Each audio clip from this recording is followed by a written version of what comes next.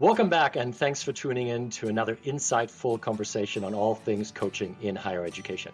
I'm your host, Tim Jansa, a certified leadership and organizational development coach, and I'm joined today by Dr. Mo Sattar, a good friend and coaching colleague with a specialization in organizational effectiveness, leadership, and strategic connectivity coaching. He'll be sharing some insights into an extremely relevant topic for higher education, namely how organizational alignment or misalignment impact the effectiveness of our institutions of higher learning, and what we as coaches and advisors can do to assist leaders in tackling these issues. So let's get started and let's hear what Mo has to say. Welcome to the program, Mo. It's great to have you on. Great to see you again, Tim. It's always a pleasure, talking to you. So I look forward to today.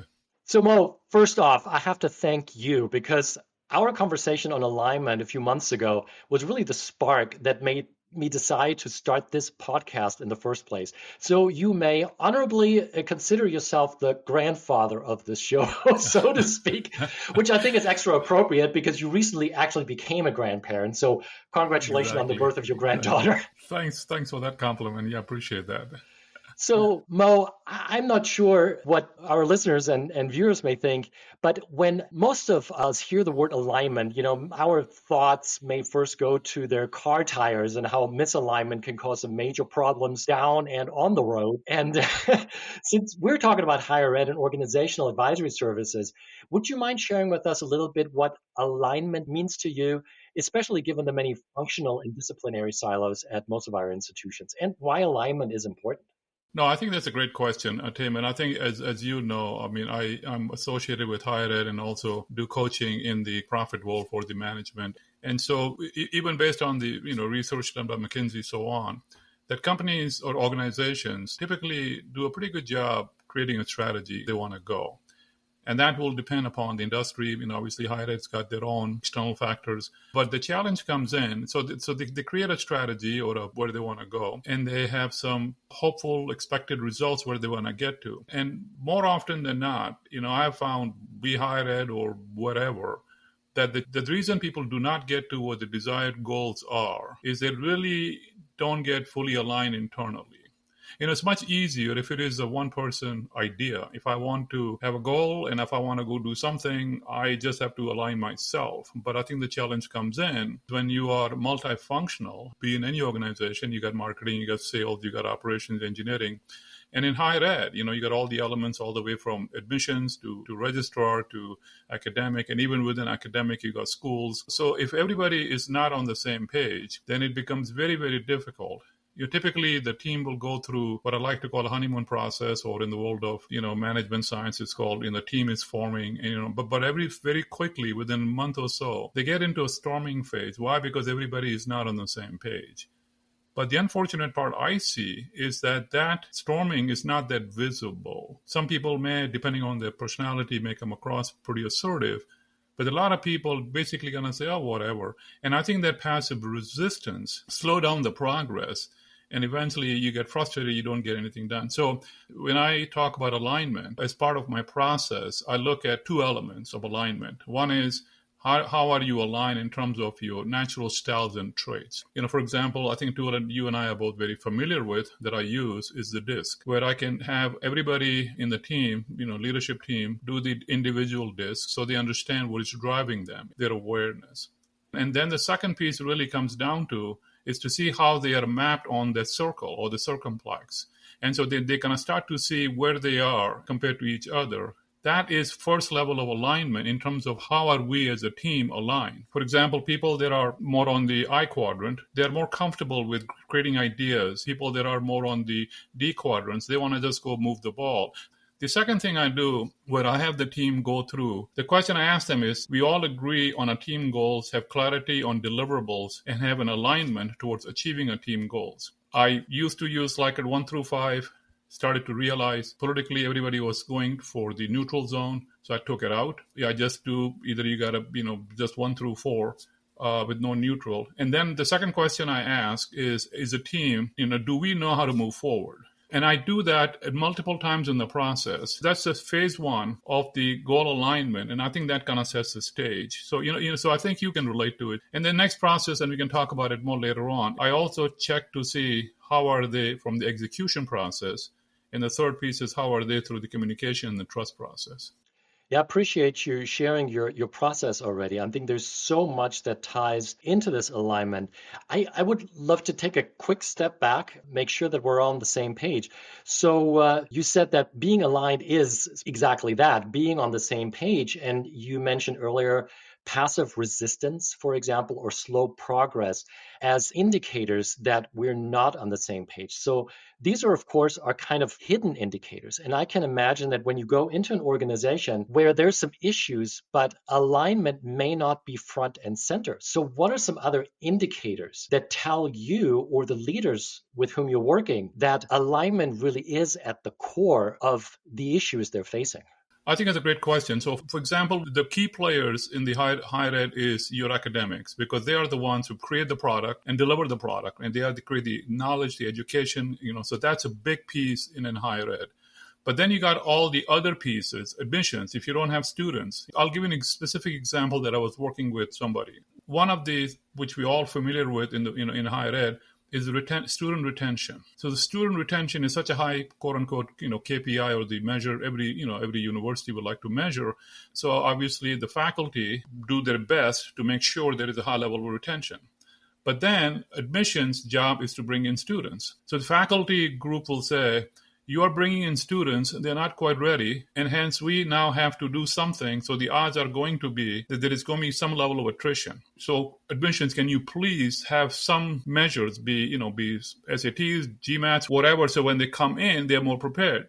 But for admission side, if their goal is to bring X number of students, so that's where so that would be an example of a misalignment, that the two parties are not quite on the same page and they continue to, quote unquote, complain about each other. And that misalignment will then continue. So that's an example kind of on the alignment. So that makes perfect sense. And, we talk about silos in higher education so much. And I think the problem in higher ed, problem or challenge, let's call it that, is that unlike a for-profit business that produces something, the product, the output and the outcome at a higher ed institution is so poorly defined, because a lot of times people say, well, it's education, it's educating people, but what does that actually really mean?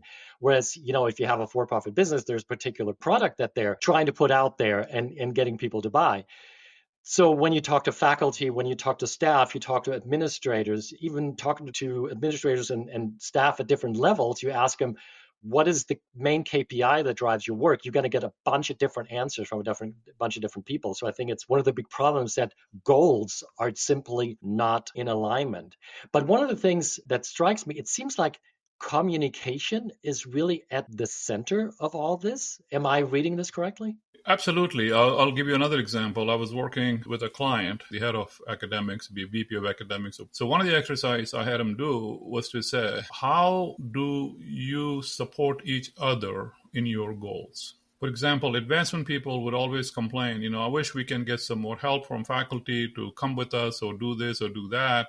And this way we can connect with the donors. So by putting those two groups and kind of ask them, if you had a magic wand and if you had three wishes, what would you like from the other group that can help you achieve your mission, and vice versa? So that is an example of focusing the communication, but more at a tangible level, what that is. For example, same exercise I would do with admissions and academics.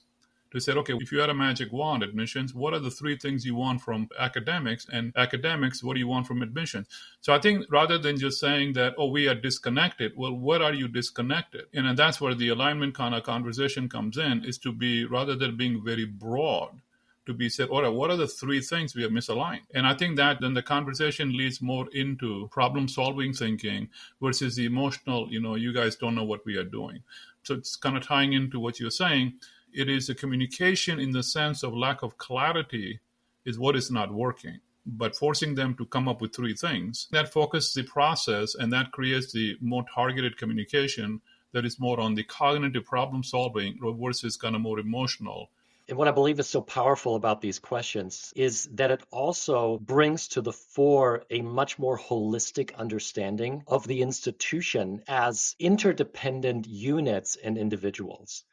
Because you're asking, what do you need from each other to reach your goals? And I think a lot of people, especially in higher ed, they're so used to their unit, whether it's their department, their service unit, whatever, to work in isolation and relatively independently and with autonomy, that sometimes our leaders just need to be reminded that no, you are not completely autonomous. You do rely on other units and other people in the institution. So I really love these questions. So you've already given us a little bit of an introduction into your process. You mentioned, for example, the DISC assessment as one way of establishing mutual understanding, but also starting the process of people understanding their own needs, but also what other folks need who are involved in this. And you already talked about creating clarity on the deliverables and also on how to best move forward. So maybe you can give us a little bit more of an insight in your process. Like, what are some of the individual and additional steps that you're using to help your clients generate this clarity on how to move forward and how to execute on their plans? Before I do that, one of the things, just as a coach, and again, for other coaches listening, and I'm sure they probably have similar thoughts, is that initially when I became a coach, I struggled with how do I convince somebody that I'm bringing value. And what I found is that all my clients really like something tangible rather than having a very holistic conversation, especially in the higher ed world, because they're not used to hiring coaches. They're used to hiring consultants to figure out the strategy and what we're going to do with AI and all that good stuff. But they're not used to hiring quote unquote coaches to help the leaders at any level, be a dean or program directors. So one of the reasons I created a process is so when they see something, they're now more interested in talking to me. Because now they said, okay, if I'm going to get something like this, I think it's going to be very valuable, right? So my overall process is that from a team awareness point of view, I want to do team awareness in two ways. Again, like I said, I want everybody to do their DISC as an example. And then depending upon who my clients is, some clients, they ask me to spend one-on-one with each of the leaders. But then as a team, I put them all on a quote-unquote circumflex where they are. So what I do is I bring in the other management framework called competing value framework. That model basically is where are we not spending enough time? For example, if you're familiar with the DISC, the I quadrant, if I take that DISC and combine it with the competing value framework, will be a quadrant where people are more comfortable, kind of new ideas, new generation, especially like in the profit world, people like to do sales, experimentation. Then the S portion has to do with the value driver is more how well do we collaborate things together.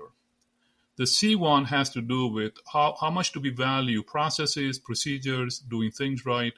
And then the D factor on the top left of the DISC is basically how do we value getting things fast? So I said to them, where are you guys struggling? I mean, for example, if you're struggling that we are not very good at new ideas, well, then I think you need to realize, do we have the right people on your top right quadrant? So that conversation itself takes, some time in the room, sometimes half a day, to be able to kind of think that through, because that connects with the strategy. How does the strategy compare to these four quadrants of competing value framework? And in the DISC, how do you kind of blend together? And I think that creates a very, very powerful conversation. They kind of start to realize, and I think as you know, that people that are diagonally across on the DISC have the toughest tension because they're so far apart from each other. So I think that creates a conversation. People start to understand why in the meeting sometimes they get frustrated. So that level of alignment takes place first. The second piece of the alignment is to say, okay, you have a strategy, you have a document, et cetera, et cetera. So now let's look at the 10 questions. First two questions have to do with, are you all on the same page in the goal alignment? Do we all agree on the team goals, have clarity on deliverables, have an alignment towards achieving the team goals? Second question is, do we know how to move forward? So now I get into the execution piece of it. The next question, the execution piece, I have three of them. Role definitions are clear so that misunderstandings seldom arise about who is responsible for what on this team. Next one, team has agreed upon approaches and processes to problem solve and decision making.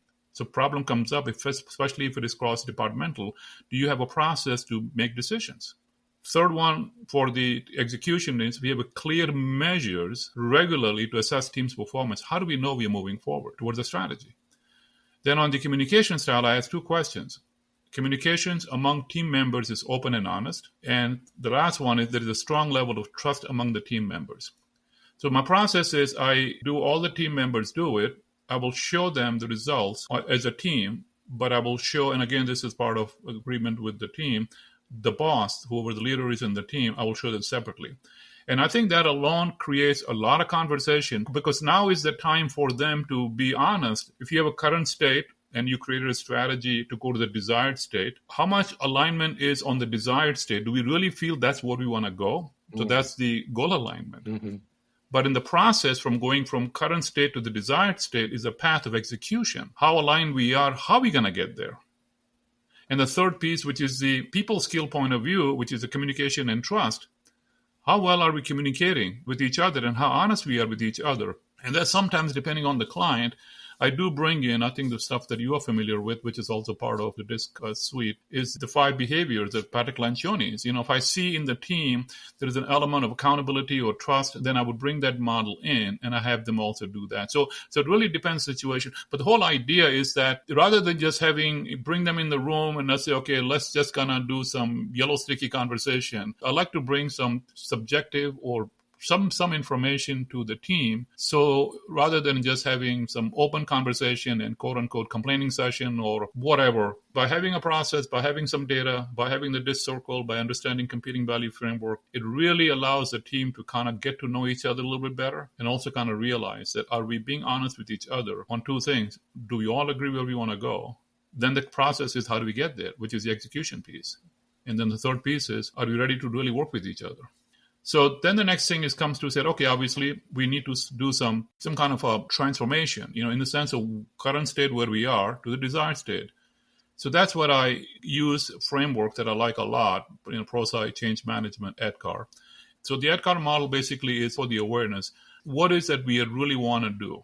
D is for the desire. Do we know why we want to do this? And it gets very, very interesting when I focus on the why. Because if everybody on the same page is not on the why, then we want to at least have a conversation. Now, in the real world, everybody does not agree to everything, but at least conceptually understand why are we doing it. Once they agree on what it is and why we want to do it, then comes do we have the knowledge and the skills to do it? And then we transition into is the A part, the ability. How are we going to take the knowledge into application? So I think those conversations, by using some kind of a framework rather than just open-ended conversation, it really helps. Then I use, I'm sure you're familiar with the 6 thinking hats. Mm-hmm. The reason I like 6 thinking hat is that I said for the next 1 hour, we are not going to worry about how we're going to do it. We're not going to worry about all the things that can go wrong. So now that we have done that, we're going to take the stuff that we have come up with a bunch of ideas and bring it down to what is more doable. And then we're going to sit back and we can say, okay, let's be gloom and doom. What can go wrong? But don't do that till we have the ideas, we have connected the dots, and then it goes back and forth. So now we're going to say, okay, how are you going to prioritize it? For example, let's say you said, I am going to implement this software or system, or I'm going to hire somebody. Suppose you have a magic wand and you can make this happen right now, whatever that thing is. Will that move the needle on your end goal? Yep. If the answer is yes, then it's a high probability impact, right? And then once they've done with that list, then I said, okay, let's talk about the feasibility. High impact, but how feasible it is today. So the combination of high impact and feasibility helps them at a team level, at the institution level, prioritize. So if we agree in the beginning of the conversation, we all agree on our goals. We agree how we're going to get there. We have come up with these ideas. We're going to test the ideas to see if it affects our goal, and we're going to prioritize it. And the last column is going to be, do we have the skills and the resources to do it? I think that process keeps them engaged and also keeps them, they get something out of it. This is really fascinating for me because we learn about all these frameworks and all these kind of theoretical concepts of how groups and teams can approach any collaboration, transformation, and so forth. So what you're providing us is a real life, very actionable application of some of these frameworks and constructs. So you talked about the 6 thinking hats, which are really powerful working with teams. I've done that a couple of times too, when you're forcing people to think differently than they instinctively would. You mentioned the ADKAR model, and of course you mentioned the DISC. And one thing that I wrote down here on my notes is, of course, we talk a lot about teams, but I think it's worth reminding our listeners and viewers that, especially in higher education, a lot of times we're not actually dealing with interdependent teams or team members. We're actually dealing with working groups, with people who kind of have the same area, scope of responsibility, but their individual focus is on different parts of the organization. So kind of a shared services model. And this kind of approach, I believe, is super powerful because it shifts the thinking from group thinking to more of a team thinking. Because my responsibilities, let's say, for example, I'm in admin services, I do financial and budget administration or something like that. Let's just look at the staff side. My focus is on STEM departments. And then I have a colleague who basically does the same thing, but works mostly in the humanities. Our goals may be different, but this approach helps us focus on finding a common ground and saying, yeah, but what we do, our approach, there are areas of alignment where we need to work together with our other colleagues to make this happen. Another thing that you said at the very beginning of the last part, there are advantages to having a coach come in rather traditionally a consultant. And one term I start using quite a bit is that of the competent outsider. Bringing outside advisory into an organization, that's nothing new. But I think in higher ed in particular is the competence part. And I think this is why people like you and I are so important to serve as a catalyst for transformation, because we know that world of higher education. A lot of consulting firms, they come in with their standard approaches that don't necessarily apply. And then the last point I wanted to make here is this idea of agreeing on the why. That, of course, is super powerful. Because if we don't really know why we're doing what we're doing and how the why strategically integrates not with our own unit, but with the institution as a whole, that is super important. So Mo, to start wrapping things up, I'm wondering when you would give, or if you were to give some advice to coaches and consultants perhaps who are helping higher ed clients assist leaders in creating alignment and tackling alignment challenges, what advice would you give to those individuals? I mean, knowing higher ed, and I'm still associated, in higher ed, one of the things that I feel for any one of us as coaches is to be able to provide value that the institution is looking for. And I think recognizing that the institution, especially, not maybe the Harvards and the Yales of the world have all the students they can get, but for a lot of the universities, there's a lot of challenges there. So I think understanding what they're dealing with, there is also an element that is very unique that I think you and I have talked about, and understanding the role of academics, because that's where the individual motivational piece comes in. And I was a faculty for a long time, and I think that one of the things why faculty like to be faculty is there's some level of autonomy because they know what they want to do. And all of a sudden, if the top management says, we're going to take away all your autonomy, and all of a sudden you're not going to be able to offer this concentration or that concentration, because for faculty and for chairs, even at some level, for some deans, it really is their little babies that they've created all along, and now you're taking it away. Now, the external factors may require that we need to consolidate the concentration or offer less whatever. So that's where making sure that the upper management, the leaders, the presidents of the, in the institution, if the president has not gone through their career in the academic side, they may not understand this unique motivational thing that drives faculty. They're very knowledgeable. That's their product. That's their baby. You want to take it away without explaining to them why are you doing it. So to me, having that conversation, if you want to take a big chunk of your institution to move in the same page, i.e. aligned with the goal and the process, that does require conversation and understanding and including the right people. So we may have to, quote unquote, sacrifice some of what we have been holding on to. So I think my recommendation to any coach will be recognize the senior level percent from the boardroom. They are dealing with budget issues and they're dealing with all the other things going on right now in our country. And then the faculty has got a different lens. So our coach is to be able to help them at least start to make this lens kind of align as much as possible. So there's a holistic thinking aspect to it. There's empathy involved here. There is bridging gaps. And I think when you have a skilled coach or consultant coming in to a higher ed environment, just being cognizant of these divisions of different goals, different priorities, of how different units think, of how different groups of employees, whether it's faculty, staff, administrators at different levels think, that's super important.